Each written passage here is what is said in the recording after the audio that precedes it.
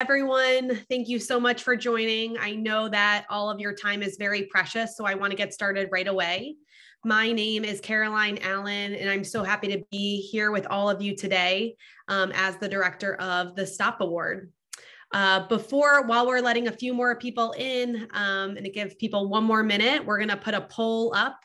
And this poll just says whether you've started your application yet. If you haven't, that's totally fine. So if you could just click yes or no.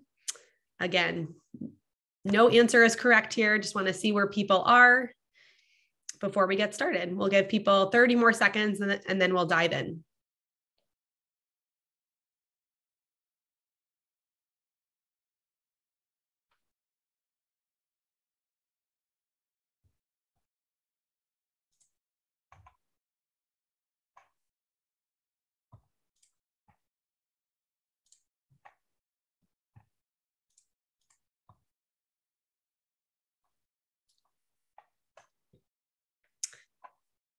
Okay. So we have about 41% of you said that you have started, about 59% haven't. And I know some people were asking whether you qualify, what is the application process? So we're going to go through all of that today. So stay tuned.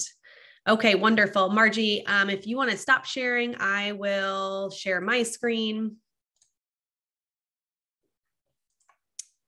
Okay. Let me turn that off. Okay, let's get started. So as I said, my name is Caroline. So happy to be here with all of you today. And we're going to dive in. Today, we're going to cover the origin of the STOP Award, why it was created, what it's all about, and how it has changed this year from last year. We'll talk in depth about the 4 STOP attributes of the 4 STOP principles that our award is built on. We'll talk about the timeline and those nitty-gritty granular questions. And then we'll get to the MVPs of today's webinar, which are Lakeisha Young and Alan Scher, who are going to talk to us. They were semi-finalists as part of last year's competition, and they're going to share their stories, some advice, and their experience with the STOP Award last year. And then we will be answering questions from the audience at the end. So please save your questions. Don't write them in the chat just yet. When we do get to the question and answer part, we are going to use the Q&A feature that's on Zoom. So hold your questions, think about them. And then once we get to that part, I'm more than happy to answer any and all questions. Okay, so let's start at the very beginning. Last year, the STOP Award was started very much because of the pandemic. The pandemic impacted almost every single industry in the United States and very much had a significant impact on education, as you all know. So our benefactor, Janine and Jeff Yass, wanted a way to amplify and recognize, reward, and fuel pockets of inspiration in the United States.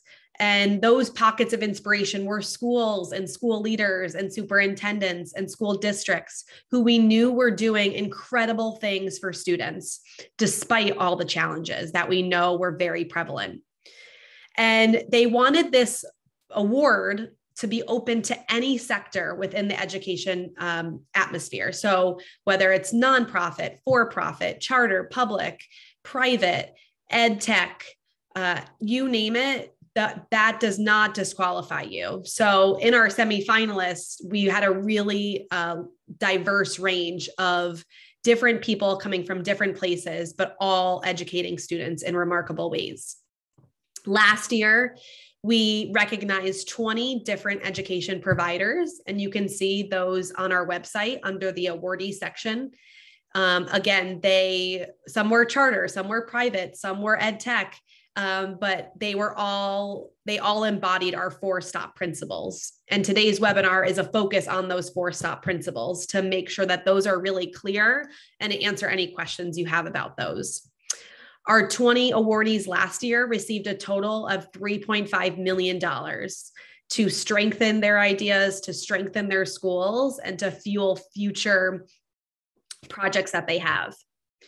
Flash forward to this year, and we are tripling our impact.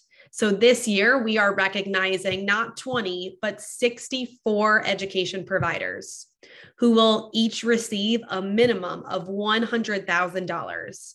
And what's up for grabs, what's at the stakes is a $1 million YAS prize to transform education.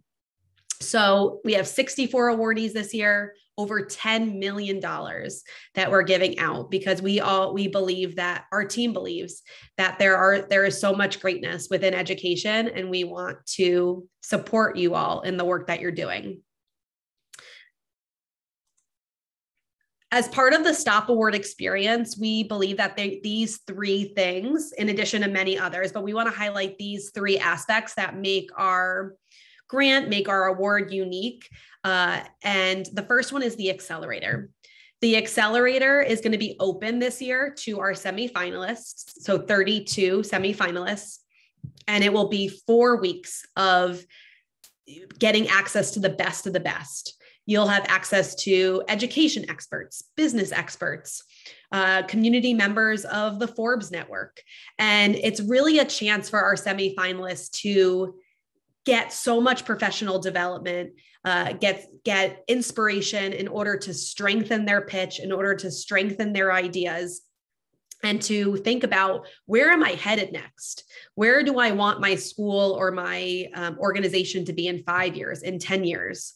So some of the content that you could look forward to is anything from last year, Michael Moe talked about what's the difference between a 10-minute pitch and a 5-minute pitch and a 1-minute pitch, to how do you engage parents? Because we know that parents have a lot of power and know what their children deserve.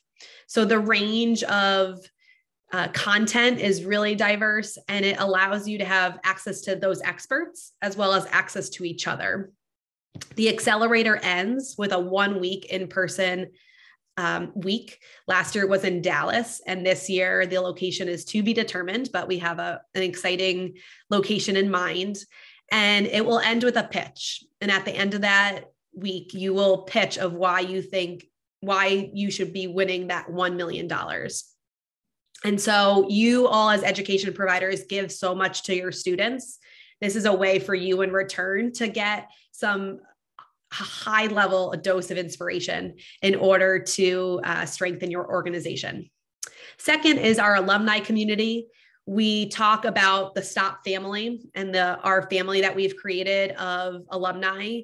And as part of the alumni community, the amount of collaboration that is going on among our semifinalists from last year is just amazing and noteworthy. They are sharing resources. They are sharing curriculum. They are sharing buildings and talking to each other about what they need and where things are going. So I know Alan and Lakeisha will probably talk a little bit about this later, but the collaboration among the alumni is something that's truly sets us apart and is something that will even be strengthened once we have this new alumni cohort added to our last year's cohort. And the last, but certainly not least, thing that will be available to all of our alumni are Forbes summits. Our media partner at the STOP Award is Forbes, and they help us to amplify our message and tell your stories in a way that they can tell them best and you all can tell them best.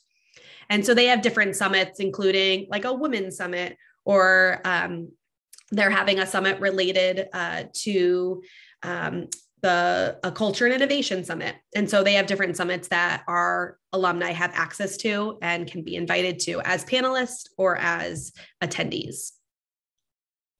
So now we're going to dive a little bit into those 4 principles that I talked about. And I'm more than happy to answer any questions at the end, but I want to give a deep dive into these 4 principles. As part of the application, you'll be asked about these 4 principles and how your organization embodies them. So we want to make sure that applicants are really clear about why these were chosen and what we believe is true about these. So we're going to start with sustainable.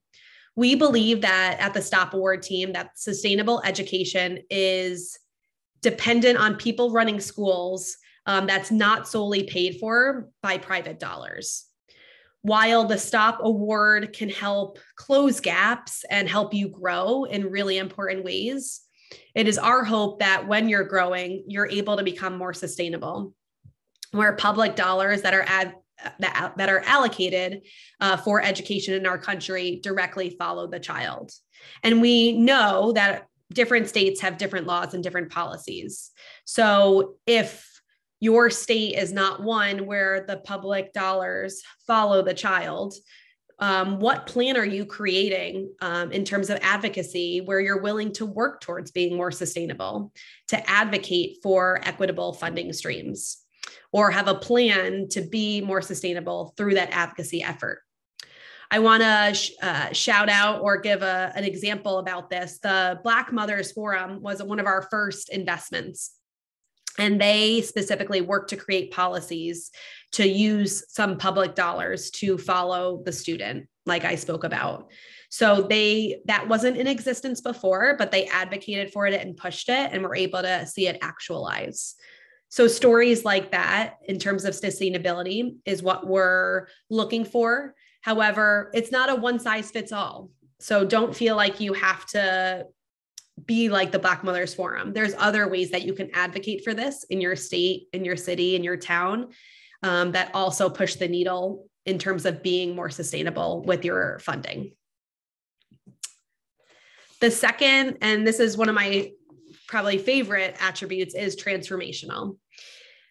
We have so many tools available to us in the 21st century. We have access to technology, new discoveries, research, and sometimes schools fuse all of those together. We want to think about, and we want you to tell your story of how are you doing education? How are you teaching kids in a way that utilizes these tools so that we're not teaching students in the ways that we taught students 100 or 50 years ago? So you could be transformational in the way that you deliver an education to students, in the way that you utilize technology, in a way that you deploy tools to fuel and support students in new ways.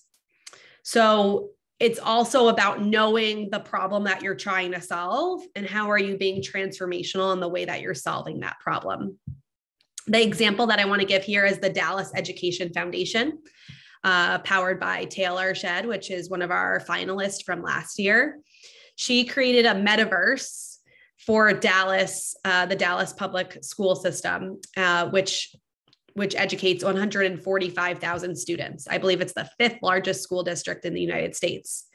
She built a virtual schoolhouse to solve a critical problem that she noticed, where kids were logging on to Zoom, but they weren't engaged. They weren't excited about that school.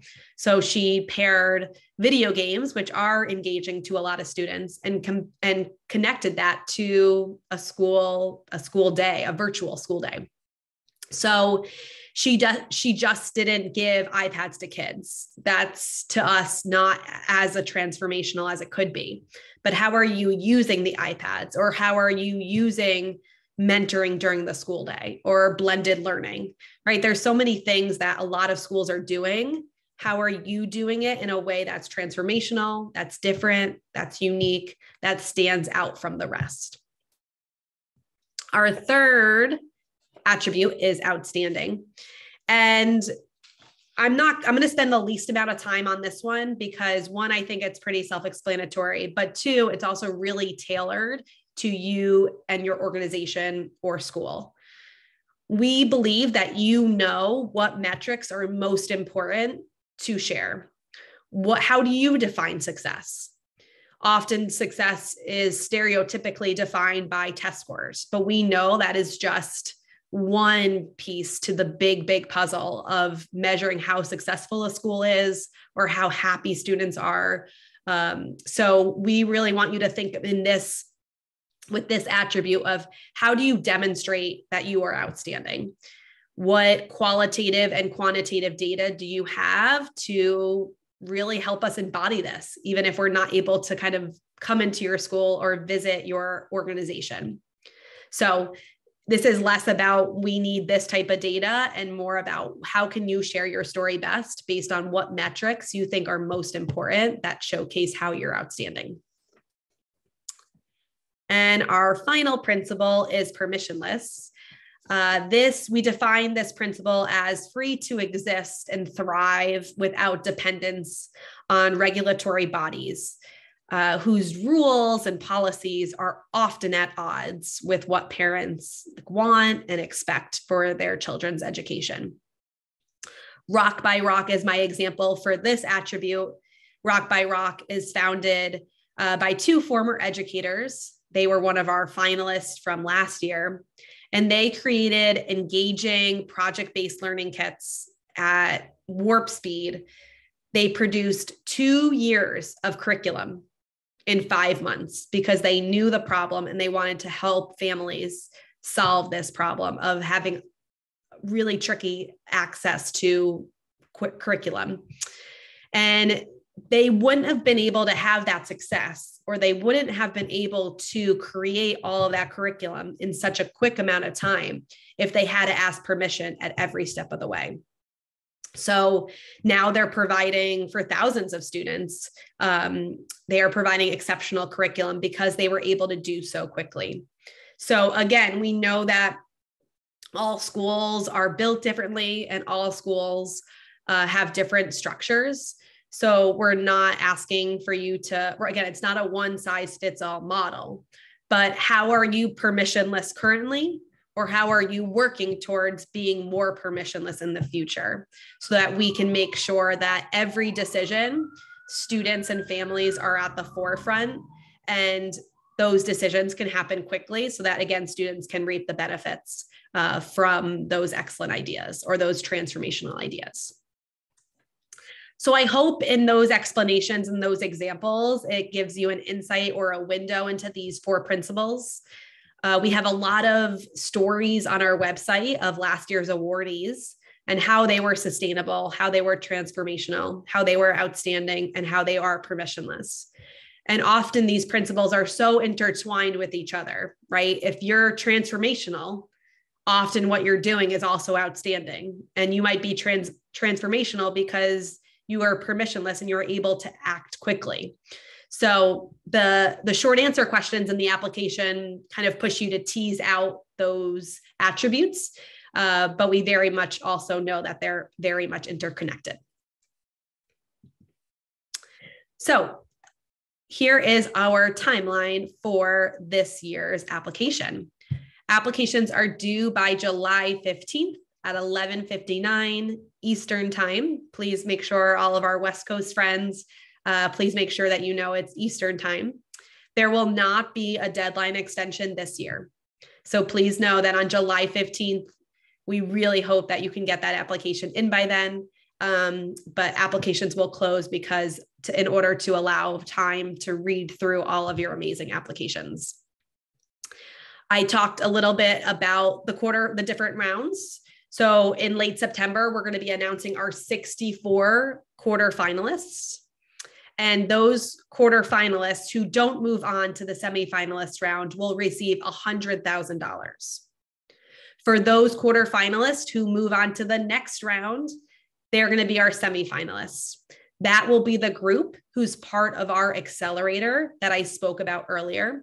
And that will be the group that receive not $100,000, but $200,000 if you make it to that second round. From there, we'll end our semifinalist round with those pitches that I spoke about, a 3-minute pitch to describe and explain and articulate why you think you should be the $1 million winner. From those pitches, we will choose 5 finalists. And those 5 finalists, 4 of them will receive $250,000, and 1 of them will be our $1 million YAS prize winner that is transforming education. All of those winners will be announced in December, and that will wrap up our 2022 application round. So last year, we only had semifinalists. This year, because we are recognizing and honoring more individuals, we added that quarter finalist round. But please know, mark your calendars, July 15th. That's a super important date. So moving on, this is the real kind of meat and potatoes of our webinar today. I am really excited to have Alan here. And hopefully Lakeisha was able to join us. If not, no worries. So I'm going to stop my screen share. And wonderful. Alan, if you could come on video. It says that you have me turned off on video. Okay, no worries. Margie, if you could look into that just to see if we can get on video. While we're waiting for that, Alan, if you could start by introducing yourself, tell us who you are, where you live, and what you do. Yes, I'm Alan Shear, and I live in fabulous Greenville, South Carolina. It's good to see you again, Carolyn. Good to see you too. And I'm actually a pastor in a church, but the part that pertains to what we're talking about today, I have a nonprofit that is involved in many, many different ways in education improvement, reform nationally and internationally, with a special focus on minority and low-income children. Wonderful. Thanks for starting us off. I'm so glad you can be here today. We know, Alan, that 2020 was a challenge for so many in the education sphere. What did you all do to tackle that? What did you talk about in your Stop Award application last year that kind of set you apart from other applicants? What did you do? So when COVID happened, because we're very involved with education in Title I schools, schools in underserved communities, we saw kids being sent home with Chromebooks. We witnessed and were told repeatedly that these children were not turning on their Chromebooks. So it became apparent to pretty much everyone who was engaged in the process that we're headed for a disaster that is going to disproportionately impact, there we go, I'm going to start my video. It was going to disproportionately impact, the children who are already underserved. And so I started reading articles about how affluent families were launching learning pods. Maybe one family was hiring a teacher for their children, or 2 or 3 families. And it just really struck me forcibly what happens to people who don't have the means to do that. And we pivoted very quickly to start learning pods. Again, in our city, in the 10 least served communities, mostly adjacent to Title I schools, so that public school children, primary kids, could come to a place where they had support. And we knew they could do the work if they had the support and the context to do it. And so these 10 pods served approximately 230 children. And we were able to raise $300,000 in like 6 weeks, because everybody was on board with this need. And the results were remarkable, because we wanted to actually be able to track and quantify, but because the situation was so fluid, it was challenging. Anecdotally, we think around 70 to 75% of the children went from failing, like significant failure, including, for many of them, non-attendance, to almost every child being on AB honor roll. And so what that taught us, and again, to what you were talking about, Carolyn, we didn't ask permission, because the system was so overloaded, the bureaucracy was so challenged by what they were trying to deal with. But we had a coalescence of faith-based institutions like African-American churches in these communities threw open their buildings. Community organizations, the YMCA, educators like school counselors were like, we will work with you, we will connect you. And everybody coming together, it was magic. It was magic. Like, these children, many parents told us that notwithstanding the terrible challenges of COVID, that their children were flourishing actually more than they normally would have. So of course that made us start asking, well, if that's true, then why can't we do this all the time? Why can't education be a partnership? Why can't it be community driven? Why can't it be based on common sense? Why can't it be focused on, core educational objectives? And that kind of launched us into where we are now. Wonderful. Yeah. Yeah. So many good points that you bring up. I feel like you had a really strong sense of the problem and using the community resources and listening to families of what they wanted, you were able to identify a solution that's still evolving, but one solution that was really quick, you were able to actualize it, get the funding needed. And while the pandemic is still with us, but most kids are back in school, I would really push applicants to think about, how are you tackling learning loss? How are you tackling attendance issues? We know that students are still, some of them have not shown back up to school or need a different environment to show up, right? They aren't going to show up back to their traditional school. So how are you solving some of those issues? Yeah, right.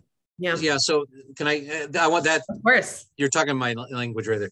Yeah. Because everyone who's involved, in education knows that for the children this is the refrain. We hear it from every parents, educators. We have a vast number of second graders now who don't even know their alphabet, and that kind of deficit, the system is not created to remediate that kind of deficit because of, all the outcome, the testing, et cetera. It's just like, we're going to move this bus down the road, and it's the kids who are already disadvantaged that are just going to wash out. Mm-hmm. So right. we in our situation have pivoted to, we asked the schools, what do you need? And they asked us for in-school tutoring focused on especially second graders. So we now have developed, we've done I think we're over 400 hours of voluntary in-school tutoring. So yeah, there's so many opportunities right now. And, whereas in the past, many administrators and counselors were kind of like, I'm too busy to talk about, innovative approaches. Now they're all like, bring it. Right. Exactly. I just kind of highlighted the 4 stop principles. I know that I'm going to ask a question that's kind of like choosing your favorite child, which I know is not a fair question. But what, and then I'll have Lakeisha introduce herself. But Alan, what is your favorite stop principle? And can you explain why is it your favorite?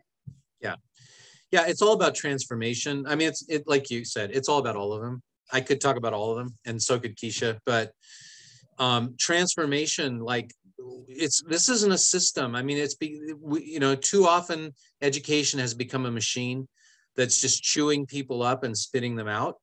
And where is the transformation? And so, just the example we gave, just because you had caring people in a positive environment with nutrition, where the conditions of learning were optimal, children were flourishing. Children will flourish. Children want to learn. They have the capacity to learn. So, when you see children succeeding like that, it's the greatest thing in the world. So that was the big thing, in COVID for us, the transformational piece. Fantastic. Hi, Lakeisha. Hi, sorry I'm late. You're good. You're good. Can you introduce yourself? Tell us who you are, where you live, and what you do. I'm Lakeisha Young. I'm Lakeisha Young. I'm the founder and CEO of the Oakland Reach. That means I'm based in Oakland, California. And prior to COVID, the Oakland Reach was a, parent-led education advocacy org. So most of our work was really focused on policy changes, systemic policy changes that, we wanted to have trickle down to every kid in Oakland, regardless of whether or not those families were connected to Reach or not. Obviously, I'm on this webinar because when COVID hit, we made a significant pivot that has, literally changed the trajectory of our organization, I would say, for years to come.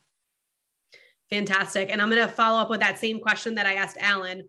What is or can you talk about one of the STOP principles and how Oakland Reach embodies that?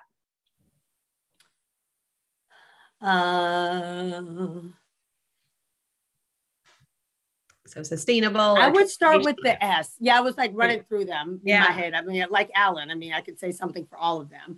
I think the reason why I will go with the S, so from the pandemic, we actually, we built this virtual hub which was all about like integrating both the academic and socioeconomic needs of our families. It's like, hey, if we had to build a model of excellence that we wanted, what would it look like? How would it really serve our communities? And so through that, and we built that and started designing that, like literally in March of 2020, when COVID hit, and launched our first phase in June. We had just come off of a literacy campaign. What was keeping our families up at night was reading, and a lot of things around literacy.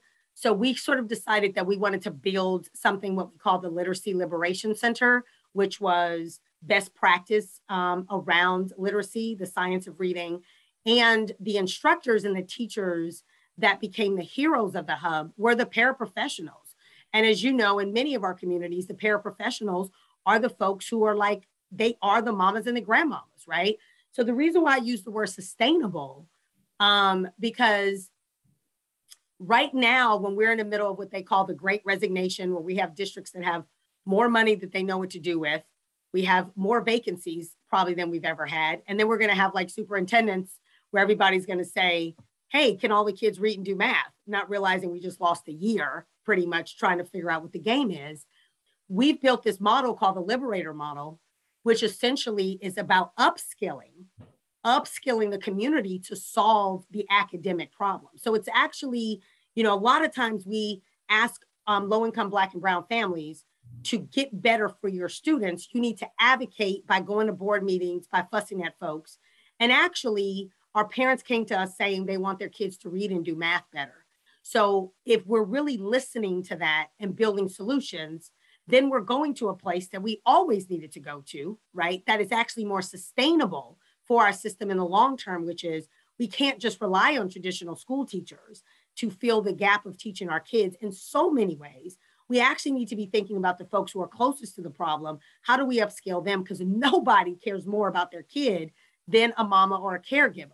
So this idea of creating a workforce and a model that upskills community around literacy and math, by the way, we're about to launch our math pilot, to me is creating something sustainable and innovative, for years to come. So I think that's a good one to pick, Caroline.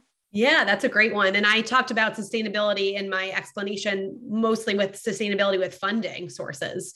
But you're bringing up another point that we need to sustain our human resources, our people power that fuel schools. And without people who fuel schools, we don't have schools. And we need to create sustainable policies that then match those solutions, right? Exactly. So that shifts things for us. We built the solutions, push on the policies to make sure those solutions can scale and sustain and be funded. Exactly. So again, like there's not one just way to think about each attribute, but more of how does it align with where you are or what you're doing. Back to you, Alan. I know you were a part of the accelerator last year in Dallas and the 3 weeks of virtual that precipitated that. What was something that the accelerator made you think differently about? Well, it's ironic that you invited Lakeisha because, the people that were part of the accelerator, it was an unbelievably diverse group. It was almost like, let's pick one from every category. And there was no affirmative action kind of intent, but it was so beautiful because people came from every part of the country, every space in the education world. And so many things arrested me. I'm still talking with several people who were there, but I heard Lakeisha talking and Michael who came with her from Oakland Reach talking about the this program they started to create a parent who is a coach, who is a learning guide, who can connect people to resources in all layers of education, whether it's advocacy, or just, where do I go? I don't know how to do math. I can't do math with my middle school kid. I can't, who can? It's a mystery to me. So how do I find the resources? They may be out there, but it does me no good. And so the more I listened to this, and we had a very robust and honest conversation among the participants about parental involvement. And I, coming from my experience and background, came with a lot of assumptions about parental involvement and, who's involved and why people get involved. And Lakeisha just brought the thunder based on her experience about, look, here's the reality of parental involvement. And I'm not going to go review everything she said. She can say it herself in a more compelling way. But as soon as I heard that, it was like, that's it. Like, that's the piece. Like, that is the piece without which we're not going to achieve our goals. And I have no idea how to execute that. And I reached out to Lakeisha and Michael and said, can you send me your stuff? And how did you do it? And I'm going to be reaching out more. But that now has become an integral part of the model school that we're starting.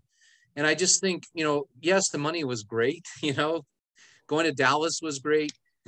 But it's really kind of humbling to think, I really believe with all the great vision we have, the great stakeholders we have, if we didn't have that piece, it's just not going to take root and be sustainable and be transformational. So that's just one example. That was a great, great moment for me.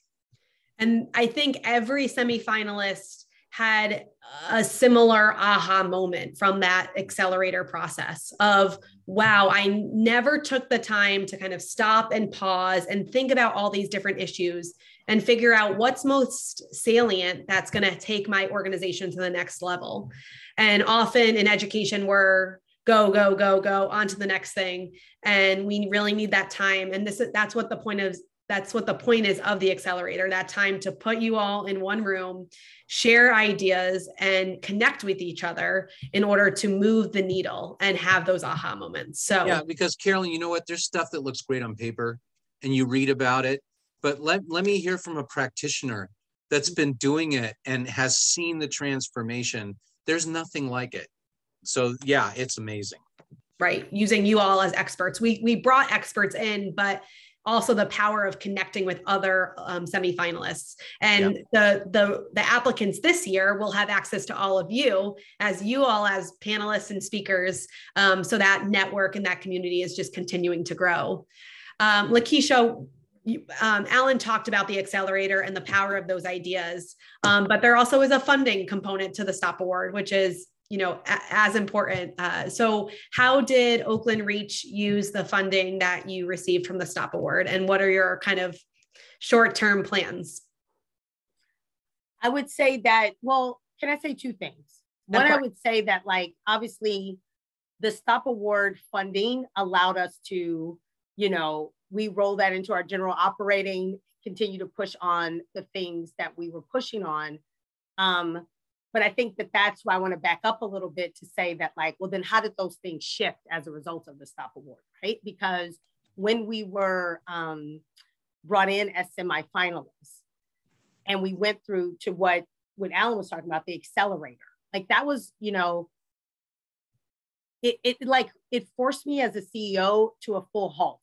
And it was kind of a halt that I needed to take because I had been kind of piecing together sort of like the business strategy piece as we were trying to move the work. And the STOP Award kind of put us at a full halt of thinking about the work and the growth. I mean, literally, to be honest with you, it's like after we left Dallas at the end of November, within 3 weeks of that time, like before we went into break, I kicked out like a 3-year growth strategy, right? At least with like the big rocks, the big buckets, the big priorities that then took us into 2022, which has been kind of game changing. So the funding is important. I think the funding is going to mean different things depending on how much money you end up getting or when in that. So I think that's important to know. But I do have to go back to Alan's point about how critical the accelerator was because, we had this, it forced our team to come together and focus on strategy. It took us out of the day-to-day minutia and started to say, how do you see your organization as a business, right? I was sort of playing with these business principles in my head. And then to have Michael Moe, very early on be like a nonprofit should still be seeing themselves as a business.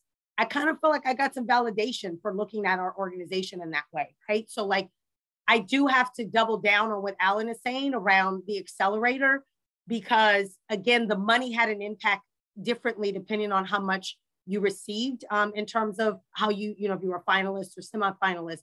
But that accelerator really, I think, has a monetary value to it, if you actually used it correctly, that far exceeds anything else, right? To the most part. So for us, you know, the money was great.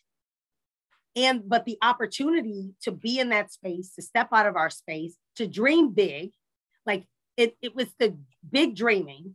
And then to be able to go and like map out some huge priorities for our organization, go back to our other funders and go back to funders, and the impact that's had. I mean, I don't think you should undersell that part of it, because that actually has dividends beyond like the first, you know, that money, right? Right. And it's not just about the 4 weeks, right? That was the start of those conversations and those collaborations and that thinking. But then you said like afterwards, like that gave me that inspiration, those connections, though, that brain power to start that 3-year plan. So it's the 4 weeks is important. And I feel like you both put it so eloquently, but it's that catapult, right? That's going to jump you to the next phase of wherever you are, starting where you are and knowing where you want to go. Yeah. So, Alan, so I'm going to end with kind of one final question to each of you. Alan, your question is, if you had to go back a year ago, so at this time last year, you probably had never heard about the STOP Award. What would you have told yourself about the STOP Award? Yeah. Well, first of all, I'm just like, I'm sure it's hard for people who are listening to, like, when you hear like 100,000, 200,000, it's like, wow, that's a game changer. I just think I would echo what Keisha just said. I mean, it's just way more than that. So obviously when I filled out the application, that's what I knew about. And that was like very compelling to me, because that, like, my organization's much smaller than Lakeisha's. So that was a huge thing. But I think I would just say, just whatever you're able to do to put everything else on the back burner and maximize your engagement, not just so you can show up well and win some money, but because it's going to affect the way you show up, like, from that point forward. And I can't even count the collateral opportunities. Like, just last week, we had Dr. Ben Carson. He came to our city, and it was like, he heard about what we were doing and he wanted to come, and it turned into a fundraising event. Like, there's this synergy, there's this energy that is just happening, and it's really hard to understand. So I would just say, I know I'm going a little long, but my enthusiasm is very sincere. I would just say, don't just look at this like maybe you would look at a grant or a source of revenue. I get that. We all get that. We're out hustling because we believe in what we're doing. But this could be like game changer, so overused, but this is potentially a total game changer for how you show up as a person and how your organization is going to be viewed by people who are looking for worthy projects. Wonderful. I don't even want to, that was perfectly said. So Lakeisha, last question. There are many barriers often to working on an application like this, time being one of them, right? I could spend 4 to 8 hours on an application, or I could call families. I could, recruit students, advocate for change on a local level. Why should applicants spend the time on this application that, again, should take about 4 to 8 hours? Because they have a lot more time to complete it than we did. That's true. That's true. They both only had 1 month, and we are now. When I saw this like well laid out timeline, I mean, but that's the other thing. The stop, like, we all grew in the midst of this, right? Like, we were the first cohort. I mean, we were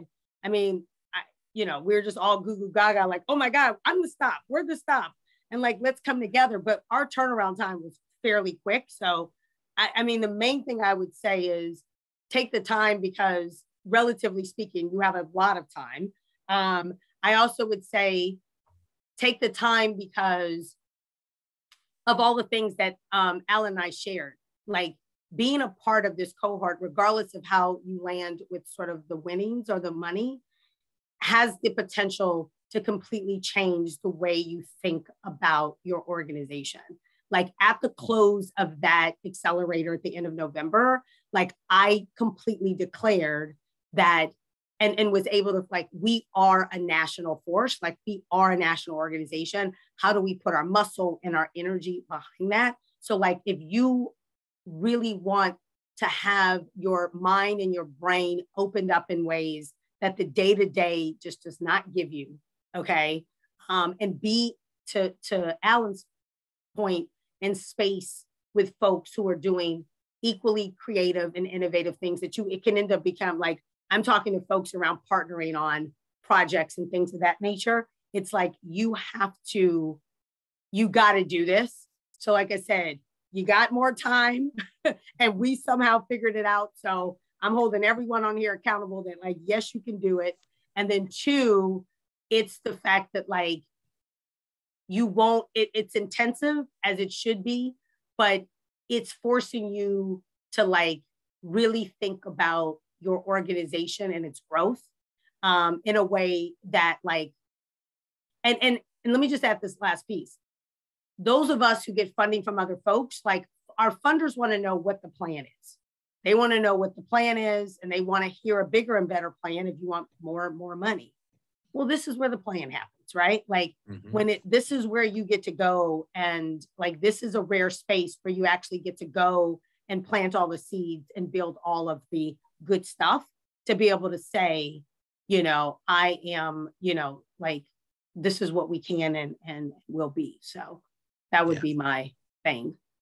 There's nothing else remotely like this. Nothing remotely like this on the education innovation landscape. It's magic. And Lakeisha 2026. That's what I'm saying. This is your team. We're all signed on. Alan, that was my buddy. I told you I'd quit my job and come work on your campaign because. Oh, yeah, you did say that. Yeah. We had a great time, Carolyn. A lot of connections were made. The collaborations continue and will continue, I know, for many, many more years. I'm going to keep Alan and Lakeisha on because some of the questions that you all might have, I might direct to them because they might be able to answer it better. But at this time, we're going to open up for about like 5 minutes of Q&A. Please ask your questions in the Q&A part of your Zoom, not the chat. I won't be able to look at the chat. So please put them in the Q&A portion. I have one question started from Suzanne. How can we follow him? I'm assuming you mean Alan, but let's do both of you. So Alan, tell us if people want to learn more, follow you and all your amazing work that you're doing, how would people follow you? And then I'll pivot to Lakeisha and do the same. Yeah, you know what? That's I don't have time to do Instagram and whatnot, so I don't have a good answer, but Lakeisha has thought about this carefully, so you can answer that. Yeah, I mean, anybody interested in following us, you can go to our website, the Oakland Reach. It's oaklandreach.org. We have a Facebook page. We have Twitter and Instagram at the Oakland Reach. So come check us out. Wonderful. Nicole asked, so will past participants be able to reapply even if they won? Our 20 semifinalists who all got funding last year and who we see as winners, they're all winners in our eyes, will not be able to reapply for this year's award. They do have access to special alumni grants that are just for that cohort where they can continue to receive funding for different projects and initiatives, but they will not be able to reapply. However, if you did apply last year and you weren't a semifinalist, because we're tripling the amount of awardees we have this year, we significantly and greatly encourage you to apply. And there is a question on the application that says, did you apply last year? So please make sure you press yes for that. Is the STOP Award, this is from Glenda, is the STOP Award only eligible to the United States? That is correct. The 50 United States, and you have to be a pre-K to 12 education provider. Someone asked, let's see, Kimberly asked, will I qualify if I have a school pre-K through 5th grade? They don't go to high school. So you have to be educating students from pre-K to 12, but not all the grades, right? You can just be educating third and fourth graders, and that qualifies you. You could just be focusing on preschool. That qualifies you. So you don't have to do all of it, but we don't offer funding to higher ed. I'm going to put this one in Alan's court. I hear you saying schools. Does it include homeschools, co-ops, or pods? Do you want to answer that, Alan? Yeah, well, I was in because of the work we did with pods. So certainly, I think, for small contact, like, we all love the idea of micro schools, alternative schools. That's all great. I think the challenge for you is going to be kind of transferring what is the impact, because it's awesome. It's like, I have a school for my 3 kids and they're just awesome and they're going to change the world. But if you're doing something that is like a micro kind of a deal, what is your secret sauce? Are you bringing some model for transformation? Are you developing a program that's scalable? Are you impacting a segment of the learning population that's underserved? So, I mean, I know there are hundreds of thousands of people who are doing excellent homeschool, microschool, pod, but really focus on projecting and explaining the impact of what you're doing and how it can be scalable to be broadly transformational.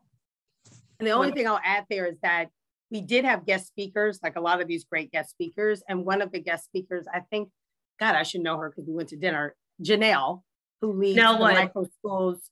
Yeah, Janelle Wood, who leads the micro schools in Arizona, actually came and spoke. And I think she was brought because of the innovation, but also of the scale that was planning to happen around the Black Mothers Forum and those micro schools. So just wanted to share that was actually a part of our accelerator experience. Wonderful. Kelly asked, is the co-applicant an individual or a partnering organization? So the lead applicant should be the CEO, the founder, the principal, like someone who's able to deliver a strong pitch, knowing everything about your organization and knowing where you want to go. A co-applicant could be, like, for example, a co-founder. It could be an assistant principal. It could be like a grant writer or someone on your team who is like in the loop about all of those things that I just discussed. Lakeisha, did you have a co-applicant or was it just your name on the application? But then as part of the accelerator, you brought other team members, correct? Same for me. Okay, wonderful. So, that's the lead applicant is really important and should be the driver of the application and will be the one who does the pitch. But then a co-applicant can be any other individual. I would say if it's a partnering organization, as long as they are intricately connected, you would just have to figure out which organization is applying, right? Like 2 organizations can't apply for one application. So just to think about that, Kelly. Caroline, this Yes. is Marcy. I can just say that we had actually a finalist in that situation last year. Dallas Education Foundation was the applicant, and Stimuli, which is Taylor Shedd and the Multiverse, was basically a contractor to them to set up their virtual school and was their co-applicant. And people from Dallas Education Foundation and from Stimuli both came to the accelerator. Wonderful, Margie. Thank you for adding that in. I appreciate it. Diana asked, are you open to schools like the Arizona Autism Charter School that serves special populations of students? One of our finalists was the Louisiana Key Academy, which specifically served only students that are diagnosed with dyslexia. And we know that students who have different disabilities like dyslexia need a really tailored and targeted education. So yes, as long as you are pre-K to 12, somewhere in that range in the United States, and providing education to students, that is the biggest qualifiers. Okay, I'm going to do 2 more because I know that people are, I want to be cautious of people's time, but I'll also explain if you didn't get your question answered, how you can make sure you get those answered. So I'll do 2 more. Let's see. Does my organization have to be a primary source of education for learners to be eligible for the award? In my case, I wasn't.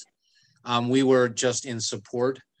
But again, if you're going to take that approach, if you're after school or some other thing where you're in support of education, you just want to really work hard to kind of quantify and distinguish yourself as to why what you're doing is significant. Wonderful. And last question is from Raphael. Should we think of applying as more of general operations funding or more of a project-based approach, like some specific response to COVID? I think it can be either, right? Like last year's was really in response to COVID because that's where we were as a society. But this year, there's so many different issues that have surfaced related to learning loss, attendance.